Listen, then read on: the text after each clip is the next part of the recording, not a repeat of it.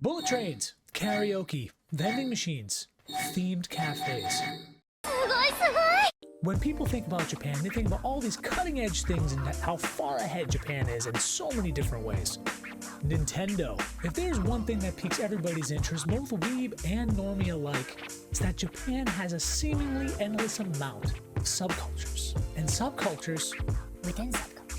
Anime NYC, I've seen something that got introduced that I've never seen at a con before. And thanks to Senpai Squad, thousands of people throughout the weekend were introduced to a pocket of anime and weeb culture that they might not have known existed. This is Itasha.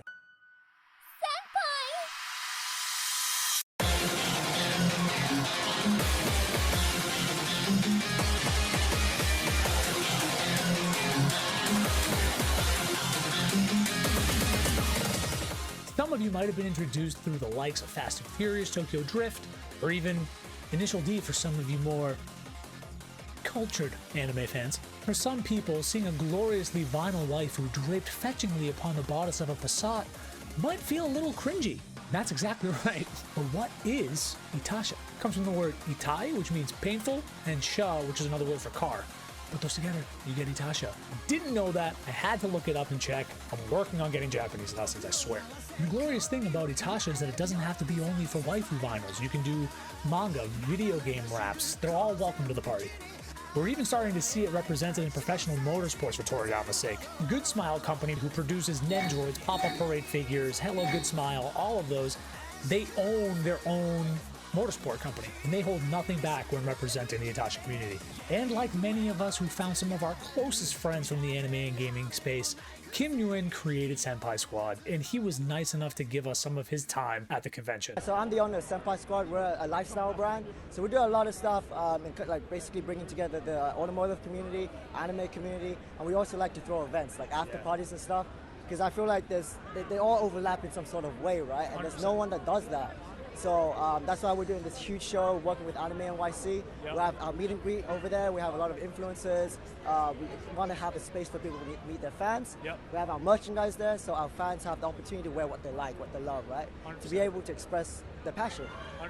And then the cars is just like, it's badass. Like, you know, and we want to put like what we love on our cars and show it around, show it off.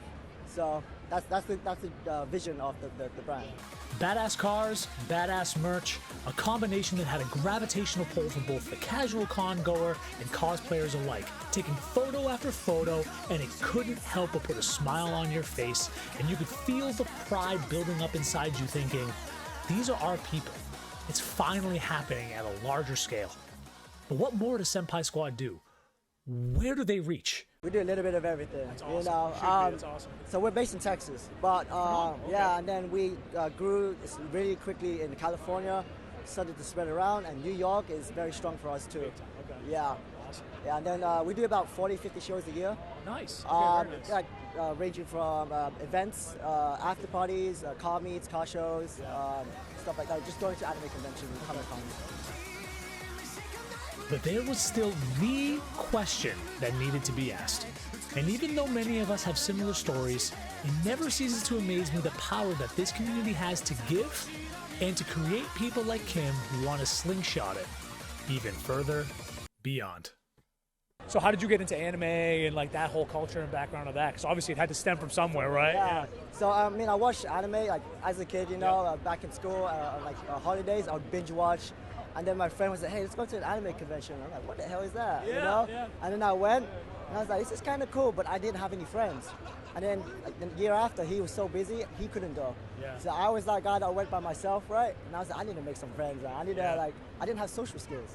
Right. So I forced myself out of it, and I was awkward as hell. Yeah. But I couldn't tell now. You couldn't tell now, you're doing great. Yeah.